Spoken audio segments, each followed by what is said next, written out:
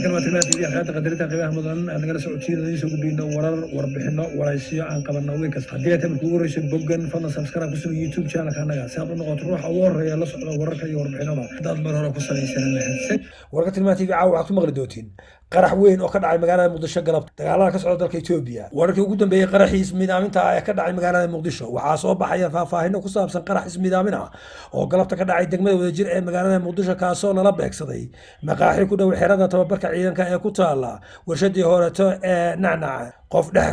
dhexda ku soo xidhay walxaha qarxa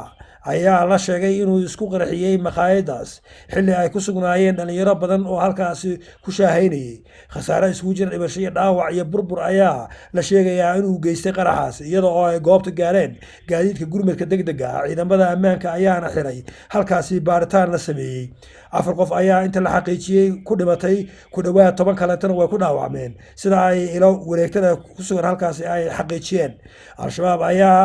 muddooyinkii ugu dambeysay wada qaraxyo isdaba joog ah oo qaraxii ugu dambeeyay kii shalay lala beegsaday afhayeenka xukuumadda Soomaaliya Maxamed Ibrahim Macalimow oo qarax ismidaamin ah lala beegsaday shalay dowladda Itoobiya ee dagaalka kula jirta ciidamada jabhadda TPLF iyo ciidamada jabhadda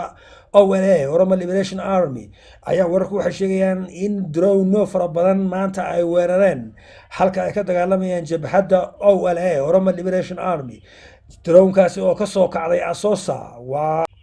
caasimada kililka Cafarta halkaasi oo meesha ay ka dagaalamayaan jabhadda OLA aan ka fogeyn wararka ayaa sheegaya in drone-kaasi ay khasaare weyn u geysteen ciidamada jabhadda OLA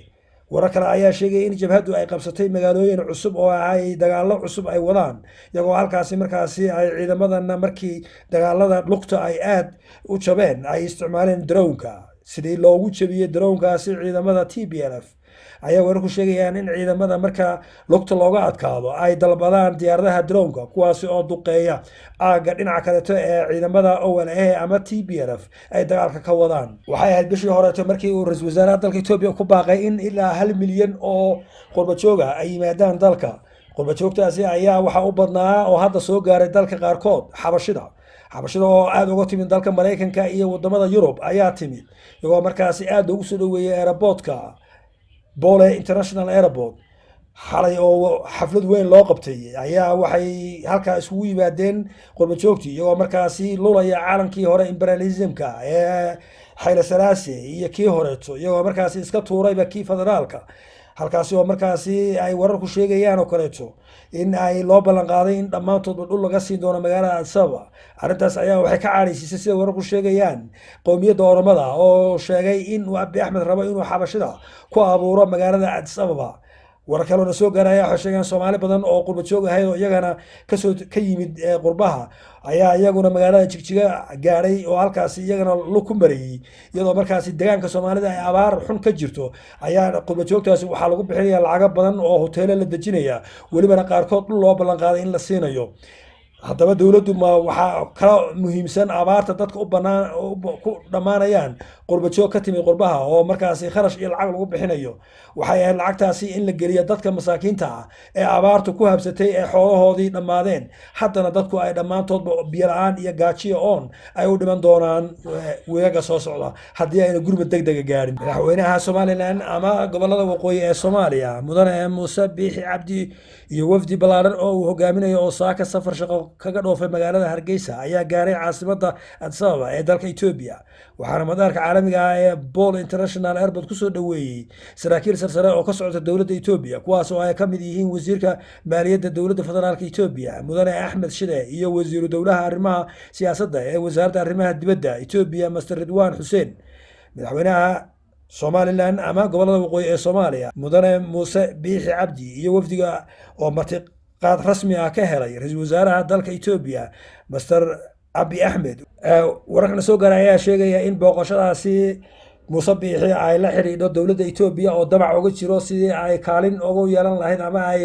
qayb uga heli lahayd dekada weyn ee Saylac iyadoo markaasi dekada berberana ay ku leedahay 19% share ah warar kale ayaa sheegaya in Itoobiya ay rabto inay u ofagarayso ama ay dhahdo waan idin aqoonsanaynaa Somaliland as dowlad ahaan haddii aad nasiisiin dekada Saylac arrintaasi ma aqbali doonaa Muuse Biixi iyo kooxdiisa arrintaasi haddii ay dhacdana maxaa la gudboon dalka Soomaaliya waxay ahayd bishii horeeto markii ay joornaal weyn oo ka soo baxay dalka Mareykanka uu qoray in Ethiopia isu diyaarinayso inay dekada Saylac ay xoog ku qaadato oo ay weerar ku qaado Somaliland haddaba hadda maadaama loo yeeray Muuse Biixi ma laga yaabaa in la yiraahdo heshiis aan ku galno aan aqoonsano idinkuna dekadana siiya arrintaasi ma tahay suuragal maxaase la gudboon shacabka Soomaaliyeed dhammaanba guddiga doorashooyinka maamulka Puntland oo shaaciyay doorashada 11 kursi oo ka mid ah kuraasta golaha shacabka hirgelinta doorashooyinka maamulka Puntland ayaa soo saaray liiska doorashada 11 kursi oo ka mid ah kuraasta ee deegaan doorashadoodu tahay Puntland waxay leedahay 37 kursi oo ka mid ah kuraasta golaha shacabka baarlamaanka Soomaaliya kuwaasi oo laga soo kala dooran doono magaalooyinka Garowe iyo Boosaaso maamul goboleedka dalka ayaa bilaabay dardargelinta howlaha doorashada golaha shacabka wixii ka dambeeyay shirkii golaha wadatashiga qaran ee shacabka Soomaaliyeed ee ugu soo gabagaboobay magaalada Muqdisho ee caasimadda Soomaaliya halkan waa tilmaanta iyo xaaqada qadarinta qiimaha mudan nagala socodsiinayay soo gudbino warar warbixino waraysiyo aan qabanno weyn kasta haddii aad ku warayso boggan fadlan subscribe ku samee YouTube channel-ka anaga si aad u noqoto ruuxa ugu horeeya la